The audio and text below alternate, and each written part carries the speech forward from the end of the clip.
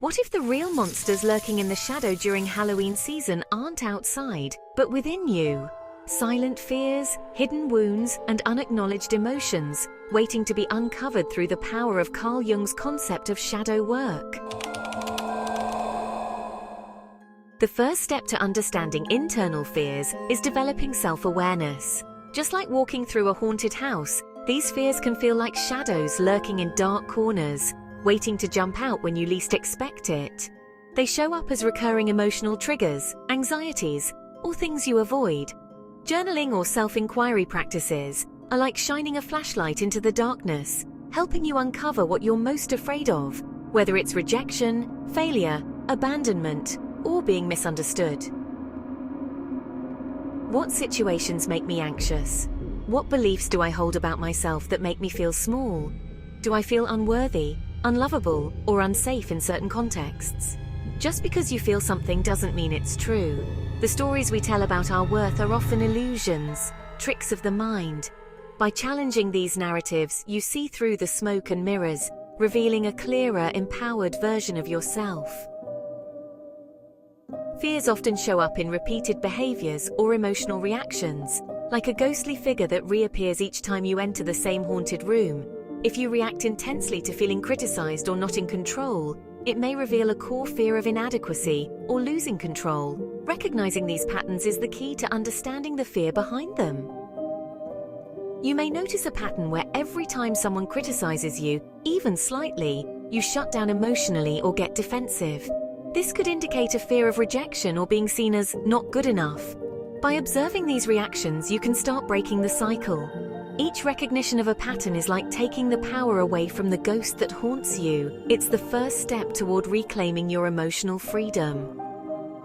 Many internal fears stem from childhood experiences. Sometimes it's like revisiting an old forgotten ghost story from your past. Repressed memories where you felt neglected, unimportant, or unsafe.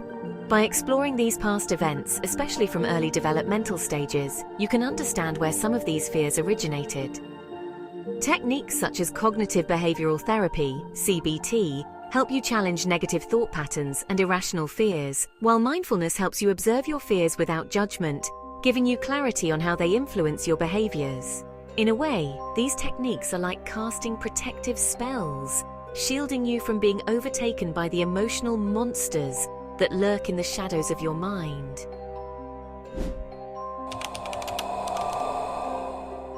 Facing internal fears is like walking through a haunted house.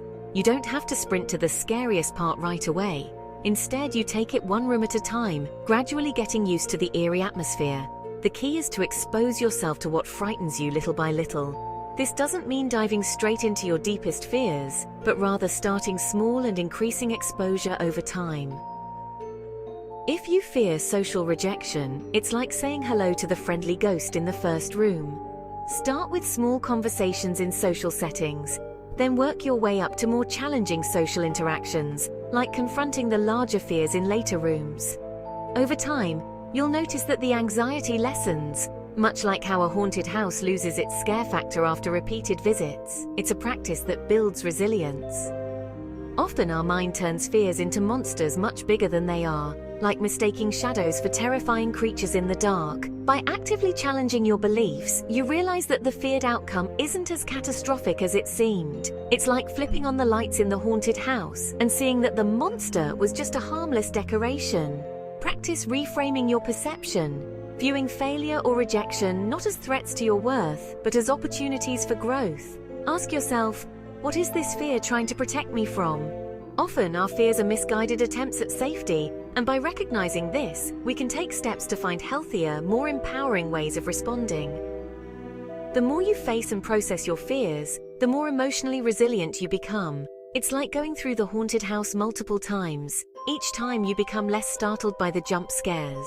Embracing discomfort and vulnerability in safe, controlled ways helps reduce the power those fears have over you, transforming the experience from something terrifying into something you can handle with strength and calm. Remember, resilience isn't about not feeling fear. It's about knowing that even when fear shows up, you have the tools to navigate through it without being overwhelmed.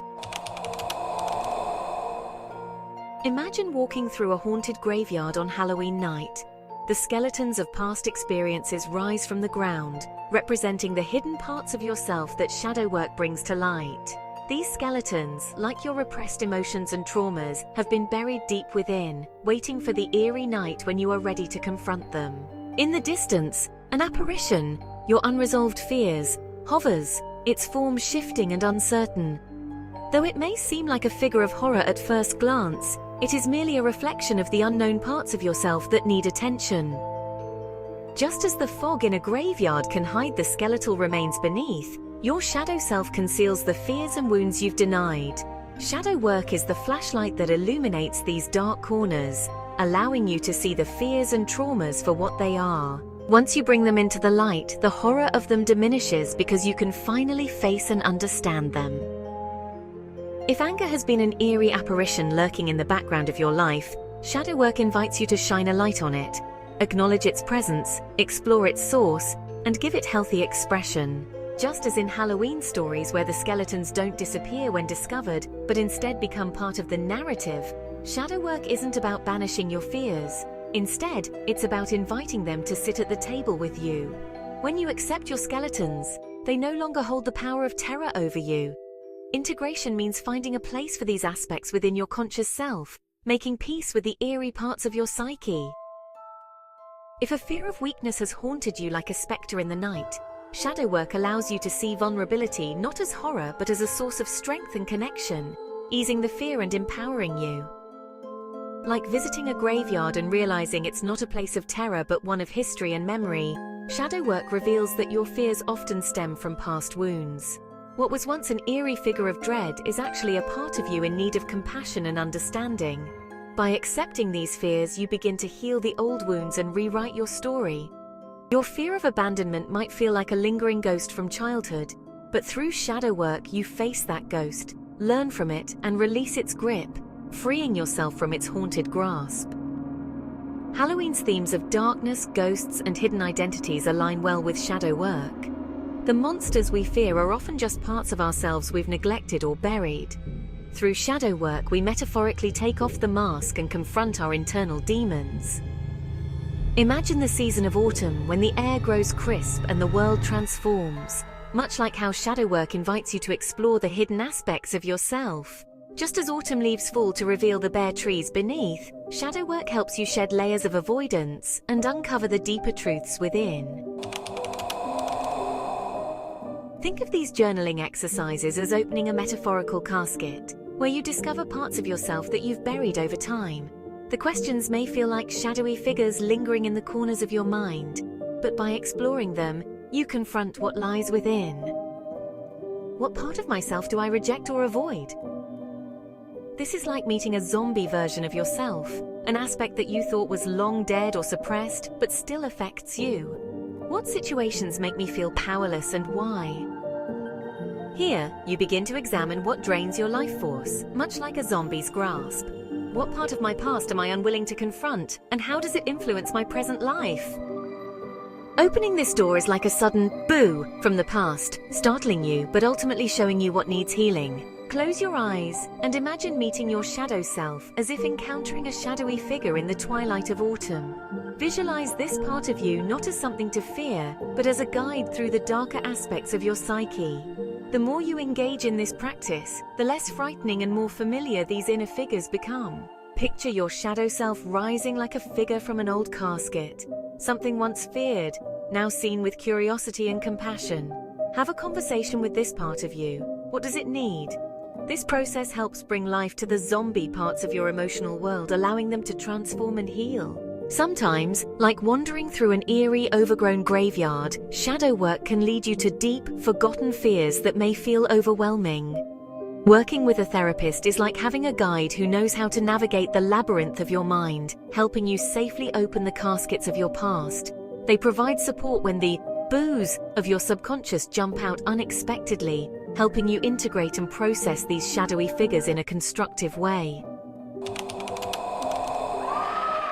As you walk through the haunted house of your mind, remember that shadow work is about illuminating the dark corners with the gentle glow of your inner candle, with self-compassion, transforming fear into understanding. What if, by facing these inner shadowy figures, you could find the strength and healing you've been searching for all along?